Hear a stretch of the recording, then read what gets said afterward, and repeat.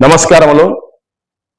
తెలుగు జాతి ఆంధ్రప్రదేశ్ మరియు తెలంగాణ మరియు ప్రపంచంలో ఏ చోటైనా కానీ ఉండే తెలుగు ప్రజలందరికీ తెలియజేయడం ఏమనగా మన పల్లా శ్రీనివాసరావు గారు రాష్ట్ర టీడీపీ అధ్యక్షులు, ఆయన యొక్క జన్మదినం ఈరోజు.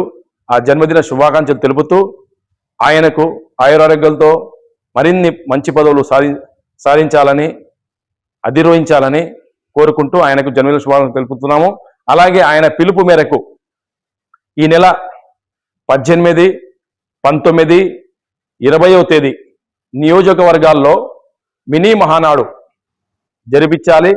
దానికి సంబంధించిన రిపోర్టు 21 తేదీ లోపల రాష్ట్ర కార్యాలయానికి అందించాలని ఆయన పిలుపు ఇచ్చినారు. ఆ పిలుపు ప్రకారము మేము కూడా కడప జిల్లా జనరల్ సెక్రటరీగా నేను కూడా నియోజకవర్గం ఉండే మన నియోజకవర్గ ఎమ్మెల్యేలకు కార్యకర్తలకు అందరికీ తెలియజేయడం జరుగుతోంది. అలాగే జిల్లాలో 23, 22, 23వ తేదీ, 23, 24వ తేదీ ఖచ్చితంగా జిల్లా మహానాడులు కూడా జరిపించాలా. దానికి సంబంధించి కూడా తీర్మానం చేసి రాష్ట్రానికి పంపించాలా. కోరుకునేది ఏమంటే ప్రతి ఒక్క తెలుగుదేశం కార్యకర్త ఈ నెల 27, 28, 29 మహానాడు కార్యక్రమం, మహానాడు పండగ అంటే తెలుగుదేశం పార్టీ ఆవిర్భావం మాకు రామారావు గారి జన్మదినంతో జరిపించుకుంటాం మనము. అది నెల్లూరులో జరుగుతోంది ఈసారి.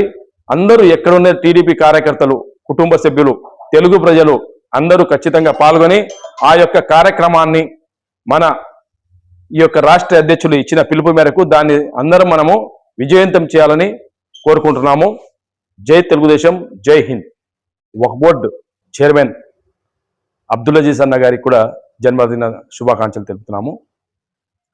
ముఖ్యంగా వక్ఫ్ బోర్డు సంబంధించి తాలీమే హునర్ అనే ఒక ప్రోగ్రాం చేస్తూ 10వ తరగతి పిల్లలు ఎవరైనా 450 మార్కులు దాటి ఉంటే వాళ్ళందరికీ స్టేట్ లెవెల్లో 250 మంది పిల్లల్ని సమీకరించి వారికి మంచి విద్య అంటే ఫ్యూచర్లో ఏమేమి కావాలో ఐఐటి కానీ, జేఈ కానీ ఇంకా ఏం చేయాలనుకునే వాళ్ళకు మంచి కార్పొరేషన్ విద్య ఇప్పించాలని వక్ఫ్ బోర్డు తరపు నుంచి ఆ ఖర్చులను భరిస్తూ ఆయన ఆధ్వర్యంలో మన రాష్ట్రంలో మొట్టమొదటిసారిగా ఇది నిర్వహిస్తున్నారు.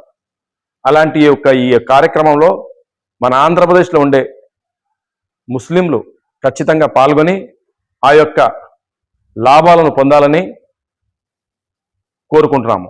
అలాగే అబ్దుల్ అజీజ్ అన్న ఏ విధంగా సంస్కరణలు తీసుకొస్తున్నాడు వక్ఫ్ బోర్డులో. వక్ఫ్ బోర్డుకు సంబంధించిన ఆస్తులు ఇంతకుముందు అన్యాక్రాంతమై ఎవరైనా కమిటీ సభ్యులు వక్ఫ్ బోర్డుకు చెందిన ఆస్తులను అనధికారికంగా అమ్మి ఉంటే సుప్రీంకోర్టు డైరెక్షన్తో తీర్పులతో ఇప్పుడు మళ్ళా రివర్స్ అవి వక్ఫ్ బోర్డుకు చెందేటట్టు తీర్పులు వచ్చినాయి. దాని మీద ఆయన కృషి చేస్తున్నారు. అలాగే అబ్దుల్ అజీజ్ అన్నకు కోరేది ఏమంటే ప్రతి ఊర్లో, ప్రతి నియోజకవర్గంలో వక్ఫ్ బోర్డుకు సంబంధించిన ఆస్తులు ఉన్నాయి. మసీదు నిర్వహణలు కానీ, దర్గా నిర్వహణలు కానీ వాళ్ళు నిర్వహిస్తూ వక్ఫ్ బోర్డుకు చెల్లిస్తూ మిగతా అమౌంట్ డబ్బు మిగులుతూ ఉంటుంది.